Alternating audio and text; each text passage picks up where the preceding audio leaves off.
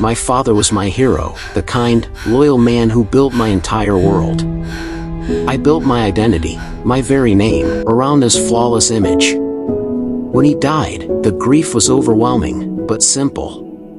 Then, I found the box. Tucked deep in the attic was a heavy wooden box I'd never seen. Inside was a piece of paper, a completely different name, a completely different family, and a shattering truth that proved the man I loved never actually existed. If you know this story has a meaning for you, subscribe and turn on notifications now. You need to hear this. What happens when the person you trust most is the greatest lie you ever lived? The funeral was just the beginning. To understand the magnitude of the fall, you must first understand the height of the pedestal I placed him on. My father wasn't just a good man, he was the blueprint for every good man I ever knew. He was stability, honesty, and quiet strength personified. He worked the same job for 30 years, came home every night at 5:30 p.m., and spent weekends maintaining the perfect lawn, a symbol of the perfect order he kept in our lives. Our house was not large, but it was sturdy, just like his presence. I remember sitting on his knee as a little girl, tracing the calluses on his hand, and thinking, this is what a true man is. He taught me how to change a tire, how to negotiate a salary, and most importantly, how to look a person in the eye and know they were telling the truth. I never once considered that skill might be useless when faced with a professional liar. Every decision I made, from choosing my college major to buying my first home, was filtered through the lens of, what would Dad think? His approval was my ultimate currency. He was the only person I ever truly trusted, the one human being on the planet whose integrity I would have staked my life on. He was the anchor of our family, the quiet center around which my mother, my brother, and I spun. The entire identity of our family, the name we carried, the values we upheld, was a direct reflection of this faultless man. I realize now I wasn't just his daughter, I was a living monument to his carefully constructed lie. The day he collapsed in the garden, doing what he always did, maintaining the perfect order, was the worst day of my life. The funeral was a blur of black dresses and condolences. Every single person who spoke, his colleagues, his friends, his priest, told the same story, the story of the dependable, loyal, flawless human being.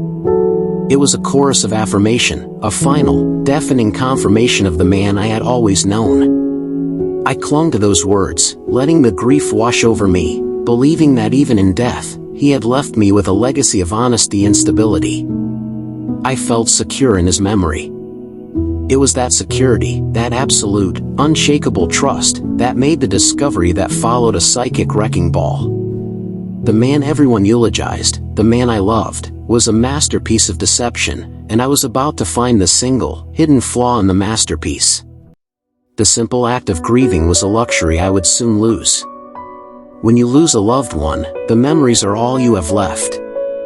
If you found out those cherished memories were based on a fundamental lie, would you prefer the comforting illusion or the devastating truth? The funeral was over, and the house felt vast, cold, and utterly silent. My mother was lost in a fog of grief, unable to touch my father's things. My brother was handling the estate logistics. The job of sorting through the attic, the last, untouched frontier of his belongings, fell to me. I wasn't just clearing clutter, I was looking for comfort, for some mundane object, an old fishing reel, a faded military medal, that would feel like a final, tangible piece of him. I needed to breathe in his memory one last time. That's when I found it. It wasn't tucked into a cedar chest or placed neatly on a shelf. It was shoved behind a stack of 20 years of tax returns, the most boring, logical documentation imaginable. It was a small, heavy wooden box, no bigger than a shoebox, made of dark, aged oak. I'd never seen it before. It didn't match anything in our house. It was sealed not with a lock, but with heavy-duty construction adhesive, completely defying its elegant appearance. My father, the man who was meticulous about separating paper from plastic, had violently sealed a box containing a secret. My heart hammered against my ribs. curiosity warred with a terrifying sense of violation.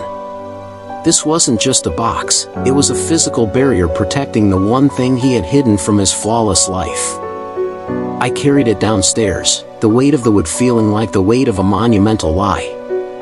My mother, seeing it, just shook her head, her voice thin with pain. "I don't know what that is, dear. He didn't tell me about that." Her denial, which I accepted then as simple grief, now screams in my memory as the first warning sign. It took me nearly an hour to pry the lid open with a screwdriver, the adhesive tearing with a sickening, final sound. The contents weren't money or jewelry. They were far worse. On top was a single photograph of a young woman I didn't recognize, beautiful, with eyes that looked shockingly like my own. Beneath that was a faded military ID, but the name on the card was not my father's name. It was a surname I had never heard, attached to a face I knew intimately. I pulled out a small, tarnished silver key, wrapped in a brittle piece of paper that listed a street address in a state 500 miles away. My hands were shaking so violently I had to set the box down. I remember thinking, is this a spy mission? Is this a second life? Is this even my father's handwriting? The man who built my world had just left behind a map to his destruction, sealed in a box that neither his wife nor his children had ever known existed.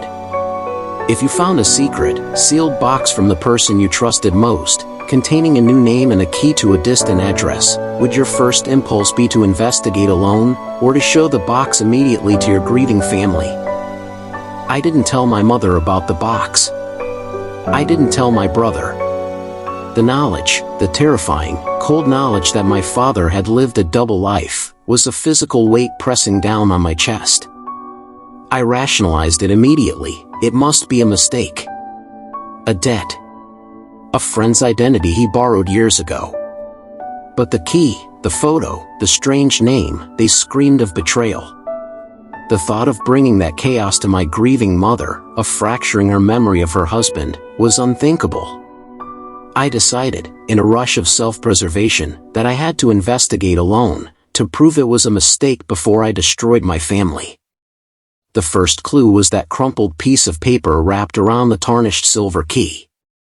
It was a street address, 500 miles away in a small, coastal town I'd never heard my father mention. I couldn't drive there immediately. My real investigation started with the most mundane, terrifying evidence, the mail. After a death, there are always letters, solicitors, insurance companies, and random addresses. I began sorting through the mountain of unsolicited paper. I was looking for anything with that strange surname from the ID card. I felt like a detective in my own home, violating my father's privacy in the name of truth. It took 3 agonizing days. Then I found them. Tucked inside his workshop desk, in a folder labeled property taxes, were a handful of letters. The envelopes were plain, postmarked from that coastal town, and addressed to the different name on the ID. My father hadn't just known that name, he had been that name. The tax bills inside confirmed the address from the note. He didn't just know someone there, he owned property there. My hands shook as I reread the dates. The property taxes had been paid every year, right up until the month before he died. This wasn't a 20-year-old secret, this was an active, ongoing second life he had been meticulously managing under our roof. The world tilted. I looked at the photograph of the woman again, realizing she wasn't some past acquaintance, she was part of this active reality. My entire life, every Sunday dinner, every shared holiday, every time I relied on his honesty, had been built on a foundation of lies he was actively maintaining. The man I buried wasn't the man I knew. He wasn't the loyal husband or the perfect father. He was a master illusionist. And the moment I opened that tax folder, the illusion shattered. I felt physically ill, a cold knot forming in my stomach that told me I was about to walk into something much bigger and much darker than I could handle. I knew I had to go to that address. I had to know who else was paying the price for his life. If you confirmed that a deceased parent had an active, secret property, would you tell your living family before traveling 500 miles to confront an unknown truth, or would you remain silent to protect them from the possible pain? I didn't tell David. I didn't tell my mother. I just told them I needed a few days away for work, a vague excuse they accepted because they were still submerged in their own grief. I packed the wooden box, the fake ID, the photo, and that damning tax receipt. Driving those 500 miles felt like falling down a well. Every mile stripped away another layer of my childhood memories, replacing them with cold doubt. When I finally arrived in that small, unfamiliar coastal town, I felt like a ghost haunting a life that should have been mine. The address led me to a charming, small craftsman house with blue trim, surrounded by a neatly kept white picket fence. It was painfully idyllic. It was the kind of house my father would have loved. I parked down the street and just stared. The lawn was perfectly mowed. There were wind chimes on the porch. Everything about it screamed stability and normalcy, the same stability he had always projected in our home. I walked slowly toward the front door, every muscle in my body tightening with dread. Before I could even raise my hand to knock, the door opened. A woman, the woman from the photograph, stepped out onto the porch, holding a watering can. She looked older now, of course, but the resemblance to the photo was undeniable. She had a kind face, a little tired, and as she turned to smile at someone inside, my blood ran cold. Standing right behind her, peering around her hip, was a little girl, maybe 8 or 9 years old. The child had my father's eyes. Not similar eyes, his eyes. The exact shade of green, the same tilt at the corner. My breath hitched in my throat. I couldn't move. I was looking at a half-sister I didn't know existed, standing in the doorway of a home I didn't know was real. The woman saw me, a stranger standing paralyzed on the sidewalk, and her smile faded, replaced by concern. She asked, "Can I help you?" The question echoed in my mind, mocking me. Could she help me? She was the one who had unknowingly stolen half of my father's life. I managed to choke out, Is the fake name home? The woman frowned. "I'm sorry," she said softly, "but he passed away a few months ago. He was my husband." Husband. That single word was the final, fatal blow. My father hadn't just had an affair, he had maintained 2 entirely separate marriages, 2 completely different identities, 2 families who were mourning the same man 500 miles apart. The pain wasn't just my own anymore, it belonged to this woman and this little girl. The perfect father was the perfect fraud. If you had concrete proof of your father's double life right in front of you, a second wife and child, would your first instinct be raw, destructive rage toward the living, or would it be an overwhelming need to protect your own mother from this devastating truth? I drove back those 500 miles in a silent, icy haze. I left the second family's house without speaking another word, paralyzed by the sight of that little girl's face. I couldn't confront them, I couldn't bear to hurt them. My only goal now was to find out who else in my house knew. Did my mother know? Did my brother? Had my entire life been a shared performance, a lie everyone was in on except for me? That possibility was more terrifying than the betrayal itself. I walked into our perfect, quiet home, dropped the wooden box on the kitchen table with a heavy thud, and called my mother and brother into the room. I laid out the evidence, the ID with the fake name, the photograph of the second family, and the tax receipt for the blue house. My voice was level, almost clinical, I was too far past shock for tears. I said, "Explain this to me. Tell me this is a prank. Tell me Dad was a spy." My mother, still deep in grief, reacted with a sharp, immediate denial that was too fierce to be genuine. Her face went pale, and she snapped, "I don't know what foolishness this is. Put that rubbish away. You're grieving, you're not thinking straight." Her denial was a shield, thick and impenetrable. My brother, however, reacted differently. He looked at the documents, then at the photograph, and his eyes dropped to the table. There was a delay, a pregnant, suffocating silence, before he finally looked up, his voice measured and slow. "I don't know what that is, sis. Maybe he was helping an old army buddy?" It was the worst lie I'd ever heard him tell. His eyes confirmed everything. I pressed them. I demanded to know the truth. Had they known about the other family? Had they been covering for him? My brother turned his back, unable to meet my gaze, muttering something about protecting Mom. My mother started sobbing, but her tears felt strangely calculated, directed less at the loss of her husband and more at the loss of the comfortable lie. I suddenly realized I was utterly alone. The two people I thought I could rely on were actively choosing to uphold a deceased man's deception over my need for truth. The family unit I cherished was nothing but a fragile web of denial, and I was the one who was about to tear it apart. The fear wasn't about the father I lost, it was about the family I still had, who were betraying me right now. When a terrible family secret is exposed, and your remaining loved ones actively deny the truth to protect the memory of the deceased, do you continue fighting to expose the full lie, or do you choose silence to preserve the fractured piece? The denial at home was suffocating. I couldn't breathe the same air as my mother and brother, their silence felt like an active, hostile choice. I realized I couldn't trust them to give me the truth, I had to steal it. I avoided their eyes, packed the box, and turned my focus entirely to the last person who might have held my father's secrets, his best friend and business partner of 30 years, Mr. Harrison.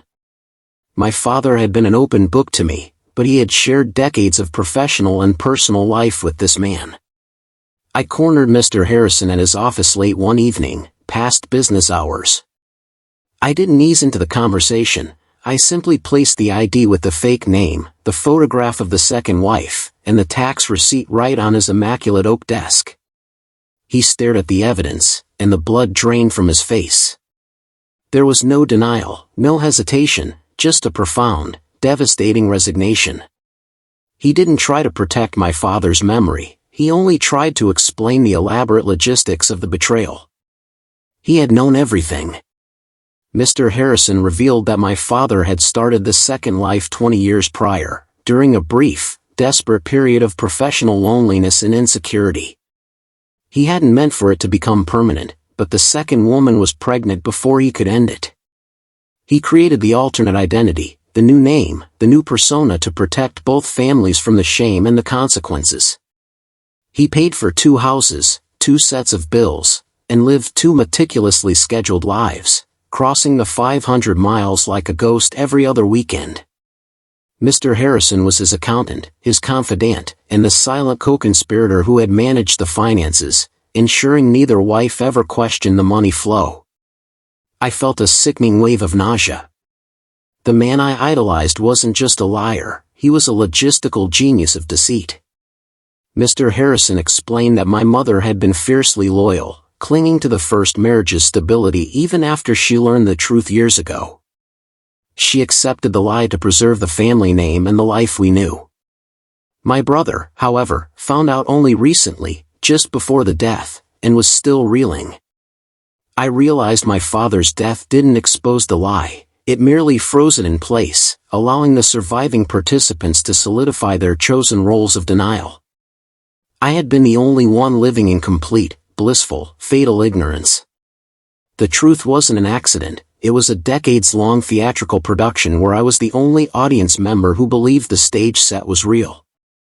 If you were Mr. Harrison, witnessing your best friend lead a decades-long double life, knowing the inevitable pain this secret would cause, would you choose loyalty to your friend or honesty to the innocent family?